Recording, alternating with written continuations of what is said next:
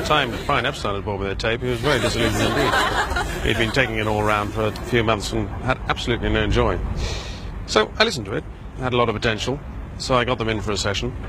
And I remember they were a bit nervous, a little bit wet behind the ears. So I remember saying to them, if there's anything you don't like, don't forget to tell me. And George Harrison looked at me and he said, well, I don't like your tie, for a start. Which absolutely but it was the kind of thing that warmed me to them immediately, really. I mean, they had a tremendous sense of marvelous personality. But it was Paul who originally came up with the idea for Sgt. Pepper. A lot of people think it's a concept album. It actually isn't. The first two tracks certainly do give that impression, the segue from Sgt. Pepper to With a Little Help from My Friends. I always felt that George Harrison would prefer to have more of his own songs on the Beatles' albums. But of course, when you're competing against Lennon and McCartney, your work's cut out for you. Having said that, John and Paul were always very encouraging. And this was actually one of the rather nice things about working with the Beatles. They didn't have any of this ego nonsense that you get with a lot of supergroups. In the early days, particularly, John and Paul had a very relaxed attitude towards songwriting. For example, Can't Buy Me Love was written in a hotel room. They just sat down and knocked it out together. They'd stopped writing together quite so much. They'd still contribute to each other's songs. People Working Out, for example, is a good example.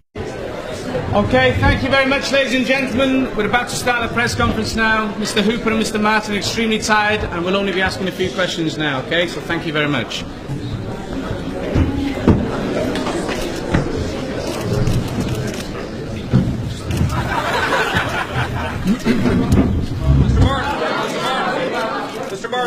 Mr. Martin, were you ever afraid for your life?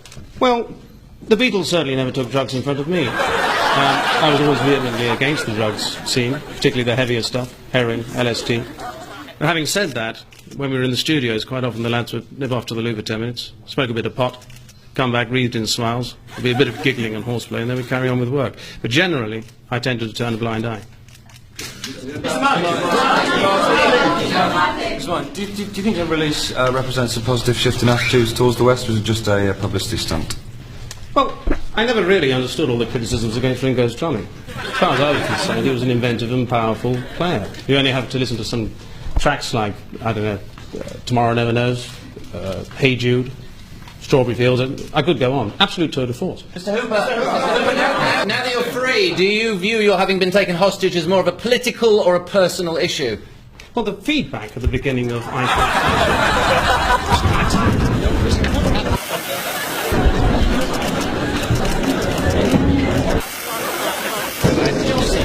just go with it. You can always go with it, and then if it's no good, at the beginning of the song, we can cut it off later. Yes, the Hooper was one of my favourite people, actually, in the circumstances. I mean, as long as John was happy with her, I was happy with her.